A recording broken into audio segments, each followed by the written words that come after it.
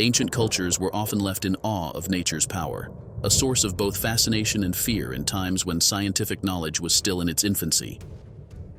To shed light on these mysteries, our ancestors turned to mythology. In doing so, they bridged the chasm between the unknown and human comprehension. Among the many natural phenomena that evoked their curiosity were thunderstorms, eclipses, earthquakes, floods, comets, and volcanoes, each with its own profound connection to the divine. In ancient Greece, thunderstorms transcended mere meteorological events. They were the manifestation of divine fury. Greek mythology wove tales of these tempests as the wrath of Zeus, who would hurl his mighty lightning bolt to signify his anger. Similarly, in the Norse pantheon, the god of thunder, Thor, would swing his legendary hammer, Mjolnir, upon a colossal anvil, igniting the sky with brilliant sparks and sending the resounding echoes reverberating across the heavens.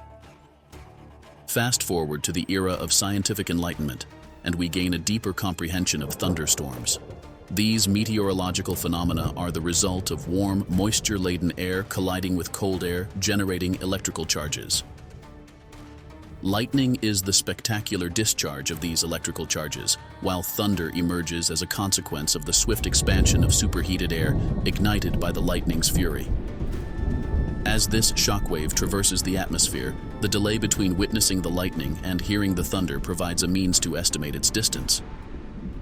Thunderstorms throughout history have often been intertwined with divine retribution, underscoring the importance of appeasing the gods. Beyond their spiritual significance, thunderstorms have fueled artistic inspiration, ignited the imagination of writers, and given rise to an array of religious rituals, enriching the cultural tapestry of societies. In ancient China, eclipses were believed to be the work of celestial dragons or mythical dogs. During solar eclipses, a malevolent dragon named Rahu, or Qi, was thought to attempt the swallowing of the sun, while lunar eclipses were associated with a celestial dog known as the Tianyu, seeking to devour the moon. These mythological explanations struck fear into the hearts of ancient people, prompting them to engage in rituals such as the rhythmic pounding of drums and the lighting of fires, all with the intent of warding off these creatures.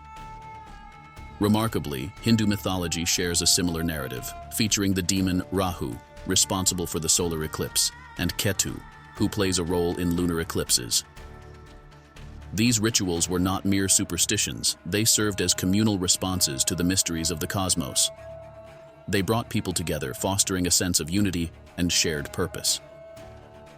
Moreover, they provided a platform for scholars and astronomers to make careful observations of these celestial events, marking the early development of Chinese astronomy. In the light of our contemporary understanding of astronomy, we now know that solar eclipses occur when the moon passes between the Earth and the Sun, casting a shadow on our planet.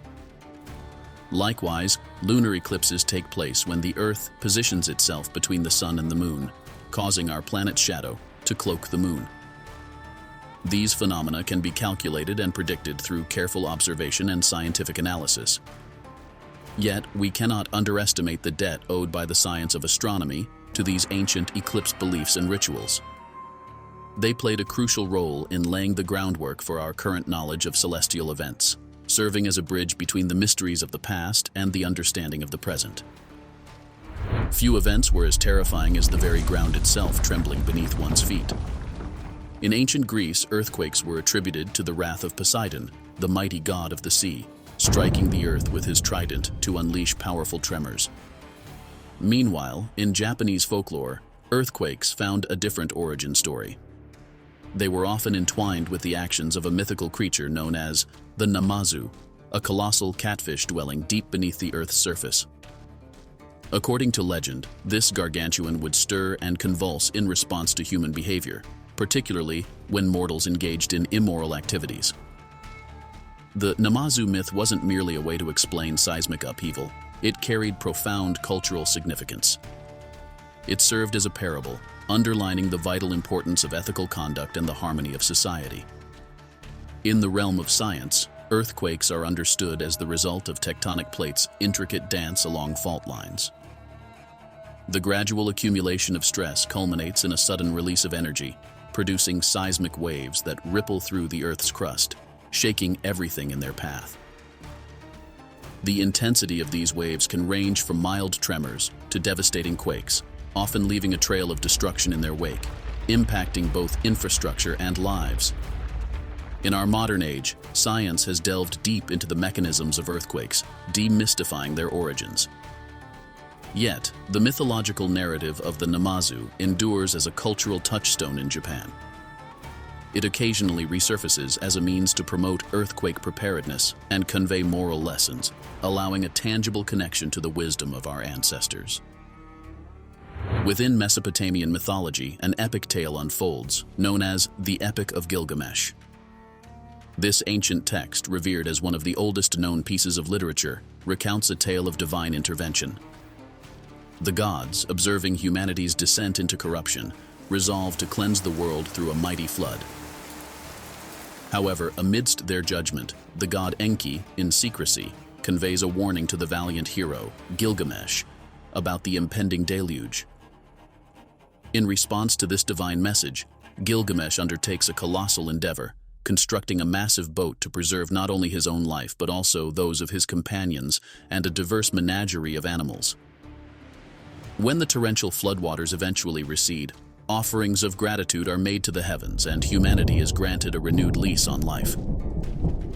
Similarly, within the tapestry of Hinduism, an intricate thread unwinds, the flood narrative of Manu, a paragon of virtue.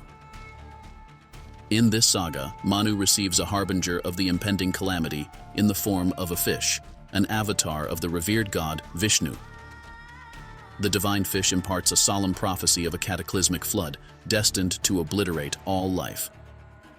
Responding to the divine directive, Manu sets forth to construct a vessel, a refuge against the impending deluge. As the torrential waters engulf the world, the divine fish guides Manu's boat to safety amidst the towering Himalayas, ensuring the survival of life. In the sobering reality of the natural world, floods manifest as a result of factors such as torrential rainfall, menacing storm surges, and the relentless overflow of rivers. These catastrophic events transcend cultural boundaries, and flood myths embedded in the collective human consciousness serve to underscore our inherent vulnerability when confronted by the might of nature. Moreover, these narratives convey poignant moral lessons, emphasizing the paramount importance of ethical behavior and the consequences of human actions. As civilizations grapple with the profound impact of floods throughout history, these myths have significantly shaped agricultural techniques and the development of modern flood control infrastructure. They continue to influence society's responses to these calamities, offering timeless insights into our understanding of natural disasters. In the vast expanse of the Roman Empire, comets held a foreboding presence. They were not met with curiosity but with fear and superstition, for they were believed to carry dire omens. A comet's appearance was seen as a portent of wars, shifts in power, or impending cataclysms. Perhaps one of the most renowned instances occurred in 44 BCE when Halley's Comet blazed across the heavens shortly after the assassination of Julius Caesar, a cosmic marker many interpreted as his deification. Conversely, in ancient China, comets assumed a more benevolent role, painted with a celestial brush of positivity. They were seen as celestial brooms, tasked with sweeping away malevolent spirits and negative influences. This interpretation harmonized with the Chinese philosophy of cosmic balance and the cyclical rhythms of the universe. Comets, in this view, acted as agents of equilibrium rather than harbingers of doom. From the perspective of science, comets are referred to as dirty snowballs, composed of a mixture of ice, dust, rocks, and organic compounds. As they draw near the sun's radiant energy causes their icy nuclei to vaporize, crafting a luminous envelope known as a coma and an ethereal tail that stretches across millions of kilometers. The relentless solar wind and radiation pressure urge the tail away from the sun. These celestial nomads trace highly elliptical paths, spending the majority of their existence in the distant reaches of the solar system. Culturally, comets have been intertwined with significant historical events and have often been regarded as celestial messengers and omens that herald change. They have been wellsprings of inspiration, sources of awe, and subjects of artistic expression, literature, and scientific inquiry. In the face of these mysterious cosmic wanderers, curiosity about the universe's enigmas has been ignited, a testament to the enduring fascination they hold for humanity. Pele reigns as the goddess of volcanoes and fire in Hawaiian mythology, her divine essence believed to reside within the volcanic peaks of Kilauea and Mauna Loa. Within the island's eruptions, Hawaiians saw the living manifestation of Pele herself, volcanic activity serving as a reflection of her fiery temperament, with lava flows representing her emotional states, be it anger or passion. In Roman mythology, Vulcan, also known as Hephaestus to the Greeks, claimed dominion over fire, blacksmithing, and craftsmanship. Volcanoes held a special place in the pantheon of his influence.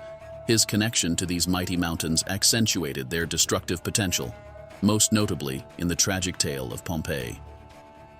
From a scientific standpoint, volcanoes emerge through the intricate choreography of molten rock ascending from Earth's mantle to breach the surface.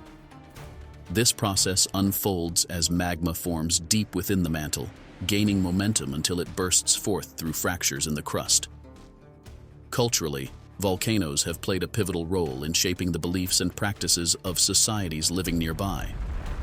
They feature prominently in creation myths, often representing sacred birthplaces or the dwelling sites of divine entities. Rituals and ceremonies performed against the dramatic backdrop of volcanic landscapes were undertaken to seek protection, blessings, or guidance from these powerful deities. Through mythology, cultures embarked on a quest to unravel the mysteries of nature. These tales served as the bedrock of their comprehension, seamlessly bridging the gap between the known and unknown. These narratives not only unraveled the secrets behind natural phenomena, but also held an indelible sway over their beliefs, traditions, and the very essence of their societies. Yet, even in this age of enlightenment and scientific revelation, we recognize the cultural significance of these ageless legends. They stand to remind us of our forebears' reverence for the forces of nature, their deep-seated spirituality, and their earnest endeavors to understand existence. These myths persist as a testament to our shared human legacy, providing us with a glimpse into the intricate mosaic of our past.